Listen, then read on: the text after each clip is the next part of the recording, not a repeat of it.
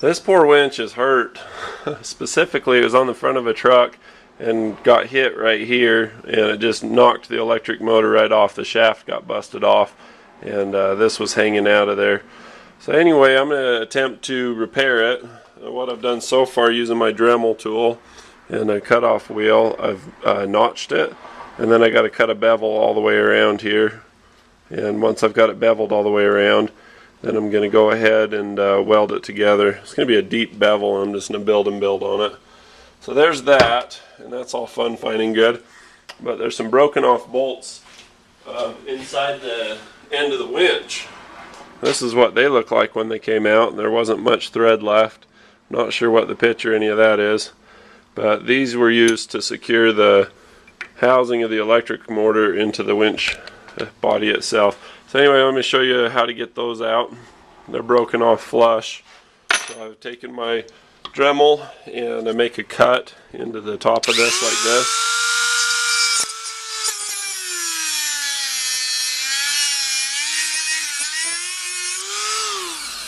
I notch into the material around it just a little bit. I'll show you what it looks like.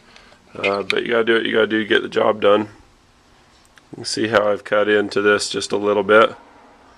So then the next thing you do after you've notched them is you take a screwdriver of appropriate thickness and width and stick it in the slot that you made, and the screw just comes right out. So there's the one, and then using the screw that came out of it, I can go to my checker thread and see what kind of bolt I need to buy. I'm thinking it's going to be a 1/4 by 20. I'd be wrong, because it's a 6 by 1. It's metric, so that's good to know. It'd be hard pressed to find a screw that's going to fit. I got a whole bunch of 6 by 1, but they're not near long enough. So I'm probably going to have to do a little welding to get a bolt long enough to be able to work for this. At least now I know it's a 6 by 1. Let's go ahead and pull out the other one. See, the other one's on this side here. Get that to where you can see it. Just do a little zooming in. Oh, so we are. So get in your slot. Push down really hard. Get it to turn and get that top smeared part to come off a little bit. And just pull it the rest of the way out. Why not? There you go. So anyway, this is all reusable. I could buy a new winch motor for it if I wanted to, but this one was hardly used. It's in such good shape it'd be a sin to let it go to waste. So we're going to take the housing and salvage it. It's not too bad off. It just got a little cosmetic damage to the part that holds and secures this together. There's supposed to be a little post that goes to, and that's supposed to be level, you know, sit like a bridge. So we'll go ahead and get that going on, and before you know it, this thing's going to be right as rain, and then we're going to stick it on Mr. T. Apparently I can't swivel that far, but Mr. T is this little guy, there's my finger, little T100. I'm going to build a bumper for it if I can salvage a winch. So my wife, bless her heart, says I'm not buying a winch for that. She says I can't do it. I have the money. I don't know what her deal is, but she's like, no. So I'm like, well, I got this busted one. The insurance already bought a new one for it, for Vin Diesel, my other truck. And so she says if I can rebuild this one, then I can put the winch on it. So that's why I'm going to all the trouble. Otherwise, it's like $300 for a new motor. Just slap it in there and you're good to go.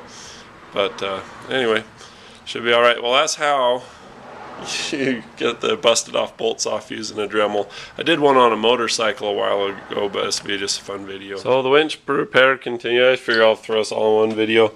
So anyway, these are about 6.5 inches, and apparently they don't exist outside of just real custom applications. So I got bolts with the same thread pitch, same threaded length. We're going to cut and splice those. I've done that a bunch of times. The back end of this thing is unharmed. That all got salvaged pretty good. This is such a heavy duty housing that it just protected everything pretty well. Need to get this little stilt thing in position back where this is. You can see the little stilt behind that, so no big deal for that. This got smacked and these little end pieces got ripped out. This took the brunt of a lot of it. So I got that hammered back in place nice and flat, and it's holding of its own accord. And then I just put JB weld all the way around the base of it. And then I also outdid myself, went ahead and put washers on it, and then JB welded them on the outside of it, so it'll be nice and strong. And you know, even if everything cracks and breaks or would have otherwise, those washers span across the gap, so they'll hold it just fine. And as for this, that was a little tricky. I had to take a bunch of anti-splatter paste so I didn't have any shorting or any problem across this, or just crappy stuff just happening. So I got that cooling heat shielding paste going on, and heat shielded my little micrometer and mic'd it all the way around. It turns out that it wanted to lean this way, so with it leaning that way, I took a hose clamp and clamped it in that position, and the rest of it, you can see my line where I scored it before getting that cut. So that's in the exact center. People will tell you it's impossible to get these exact again, but the way that it breaks, those little things, those little bumps all line up perfectly so that you get it just so. And it did bend before breaking, so that's what this is about. And when I mic it on this side and on this side, and because here and here it's fine, but here and here it's not. There was a gap on this side and it was hitting too close on that side. So now with it clamped into place, it's perfect. And of course this is adjustable from down here. So anyway, we'll tack it, check it, check it, check it, check it, and then weld it. So I've got it tacked. Let's see how I did. Looks pretty good from here. We'll give it the old spin test and see. Here comes the spin test. This is a really crude way of doing it. Just basically put it in the cap. Of course I can't get it perfectly straight when I'm freehanding it with the drill, but I can look straight down on the top and see that it's looking pretty good. So we're going to go ahead and weld the crap out of it. In addition to my crude spin test, this is the part that's going to be in the bearing or housing, and as I go around I can see that I'm making contact with that all the way around, and that it's not pressing away here, and it's also not having a gap here.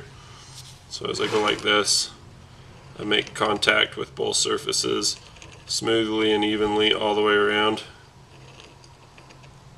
If there's a bump, you know, like there's a bump in the casting in a couple places, that makes it bump off, but otherwise it looks really good, especially if I go slow. See, like right there, there's a little bump.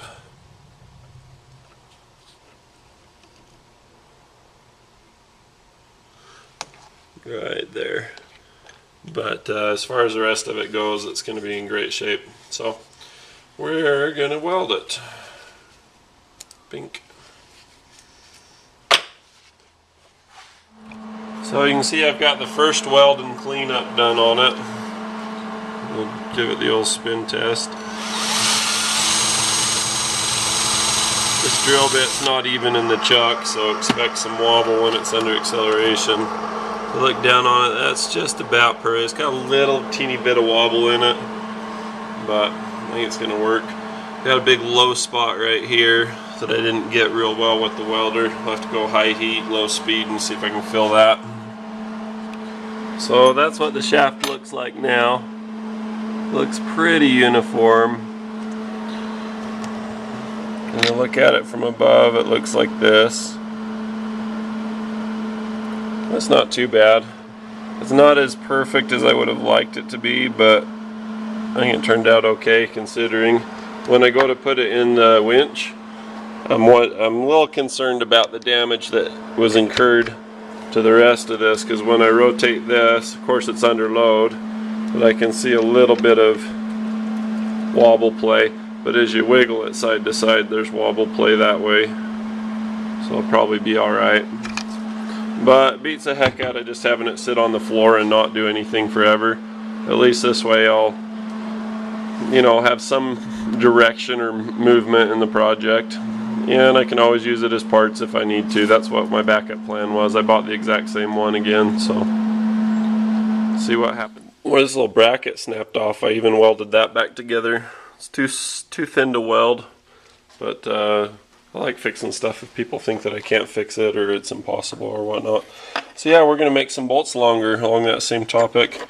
So these measured 6.5 before these got broken off the end. So I cut off some of the extra of it and then just sharpen them.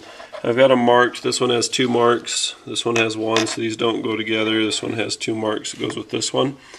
And you can see where it's been marked right there. That's where I'll cut it, and I'll sharpen it to a point like that. And what I do is I stick them here and stick this one on the end of it so that they're, excuse me, stick them so they're end to end, and then measure it with a tape measure, and then just make a mark at 6.5, and then cut it off with the cutoff tool. So this will go in the vise like this, if I can get it to stay. Move the vise with me because I got a camera in the other hand. And let's see, let's maybe loosen that out here. There we go. So bind that down. I'll cut it, sharpen it, and then I'll lay them together so that the barrels are along the corner, or I'll lay them in the vise like this and weld them in the vise. I usually like to lay them in a piece of angle iron aluminum, so that usually holds them really straight, and then weld them together. Here's a better visual of what I was explaining earlier. So just drag it to 6.5 and make a mark. You can see that they're butted up together. So here they are laid out side by side and measuring at 6.5 inches. So of course I haven't welded them yet. I'll still have to do that. Should put the tape by them. You can see 6.5 on the money.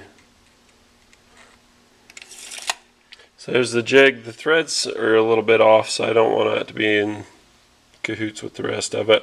And I think the diameter on this one's a little bit bigger than this, just slightly. I didn't mic it, but it'll be good enough to do what I'm doing. So there we are. We got our bolts.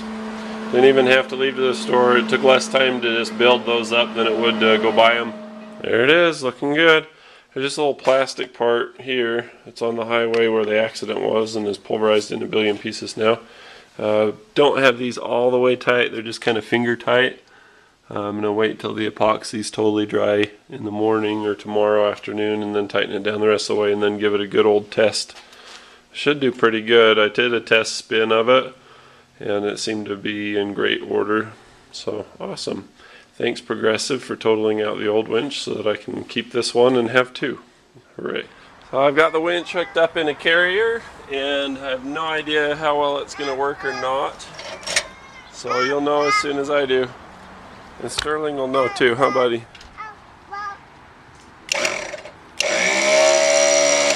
Sounds really coarse.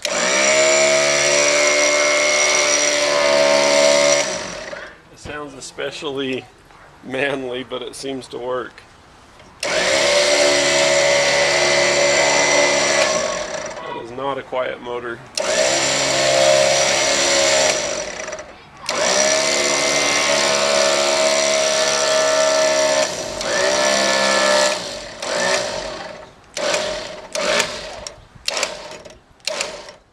Maybe it'll be just a cosmetic winch, but nevertheless it works, and I have a winch, whereas before I had garage clutter. So yippee-ki-yay.